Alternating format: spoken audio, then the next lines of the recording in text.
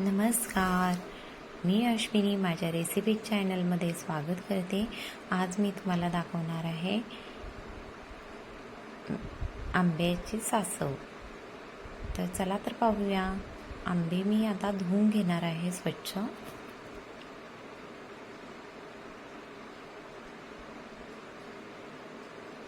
आंबे स्वच्छ धुवून घेतल्यामुळे चीक जातो.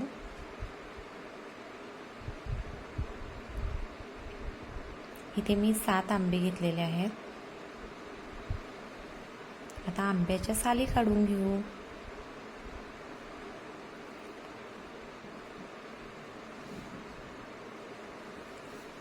आता आंब्याचं सीझन चालू आहे, त्यामुळे आंब्याच्या सासव हे झालेच पाहिजेत.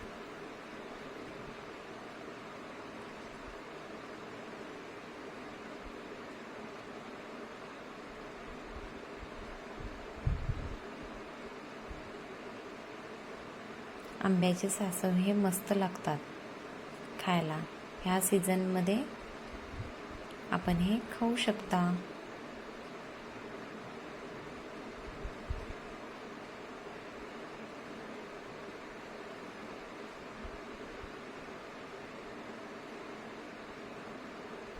आणि ह्या आंब्याला केसरू असलं पाहिजे, तरच छान लागतो हा आंबा. आंब्यांच्या साली काढून आंबे घेतलेले आहे. इथे 6. तर आता चला तर पाहूया. आंब्यांना गूळ आणि मीठ लावून 20 मिनिटांसाठी ठेवणार आहे. गूळ 2 चमच घेतलेला आहे. तुम्हाला जर अति गोड हवं असेल तर तुम्ही जादा गूळ वापरू शकता.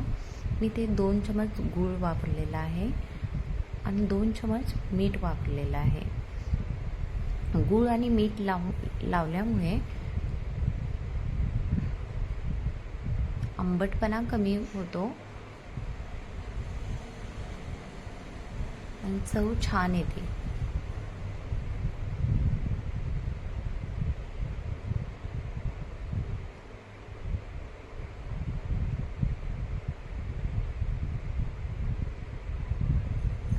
नंतर मीठ कमी वापरायचं आपण.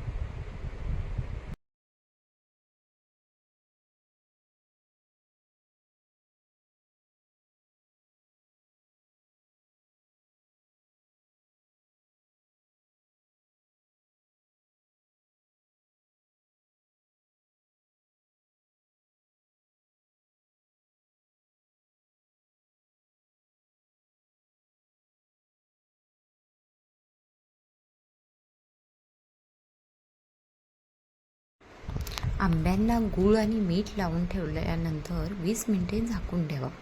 आणि आता 1 वाटी खोबरं ओलं घेतलेलं आहे. तुम्हाला हवं असेल तर जादा ग्रेव्हीसाठी तुम्ही वापरू शकता. मी 1 वाटी खोबरं घेतलेलं आहे. अर्धा चमच जिरं घेत आहे मी इथे.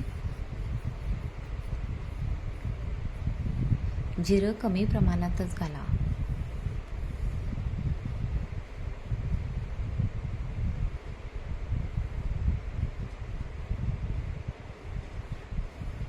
आणि इथे मी आपल्या घरच्या तिखटऐवजी मी मिरच्या वापरत आहे.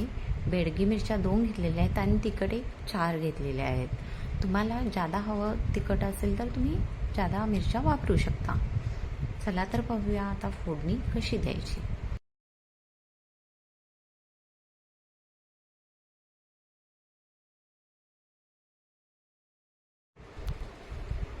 इथे मी 1-2 चमच तेल घेतलेलं आहे.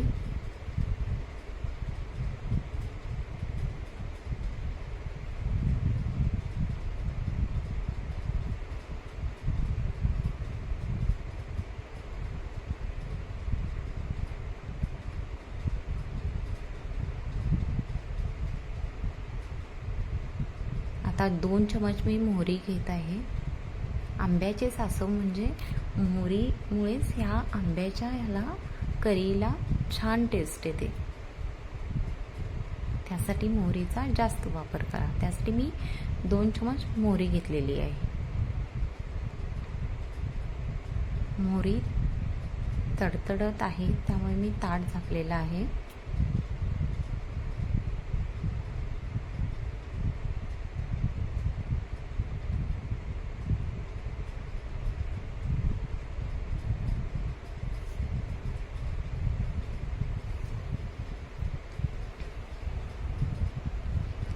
आणि आता मी मॅरिनेट केलेले आंबे गुळ आणि मिठामध्ये मॅरिनेट केलेले आंबे मी आता फोडणीमध्ये घालत आहे. मस्त आता आंबे शिजवून घ्यायचे.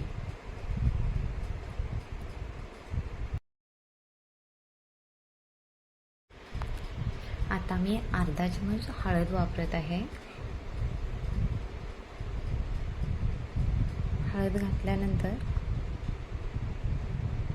आंबे मस्त हलवून घ्या.